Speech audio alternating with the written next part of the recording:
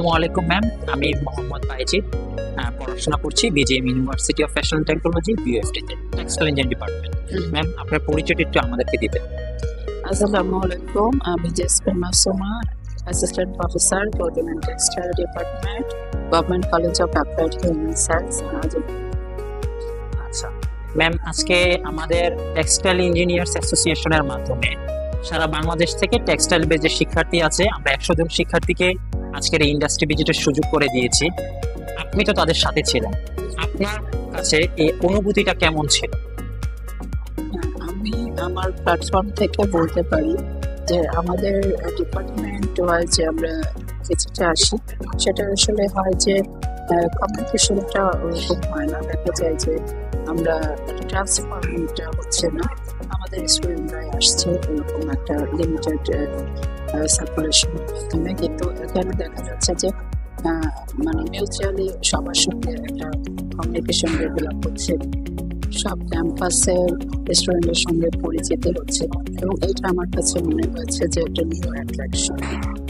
এটা আমার কাছে এখন মনে হয়েছে নির্বাচিতটা যদি এরকম হয় তাহলে স্টুডেন্টের জন্য লার্নিং আউটকামটা আরো ভালো হবে, এবং তাদের মধ্যে যে মিউচুয়ালি যে কমিউনিকেশনের যে ট্রান্সফরমেশন সেগুলো অনেক বেশি ডেভেলপ হবে। স্কিল ডেভেলপমেন্টের ক্ষেত্রে আমার কাছে মনে হয় কার্যকর।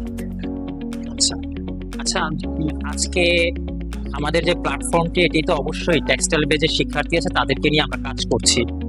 তখন আপনার যদি কোনো পরামর্শ থাকে আমাদের প্ল্যাটফর্মের প্রতি, যে আমাদের এই কাজগুলো যদি আমরা এই জিনিসগুলো অ্যাড করি বা এভাবে কাজগুলো করি তাহলে আরো বেশি ভালো করতে পারবো, আমাদের উদ্দেশ্যে যদি আপনার কোনো পরামর্শ থাকে, আমাদের প্ল্যাটফর্মের যদি কোনো থাকে, ভালো পরামর্শ থাকে, তাহলে এটা আমাদের উদ্দেশ্যে আপনি।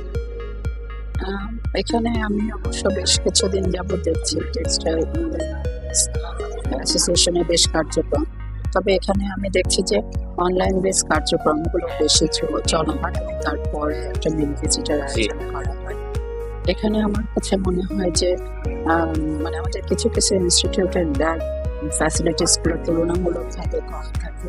দেখা যায় যে অনলাইনে যদি ক্লাসের কার্যক্রমটা চলমান থাকে, কিন্তু প্র্যাকটিক্যালটা যদি অফলাইনে করা হয় তাহলে সেটা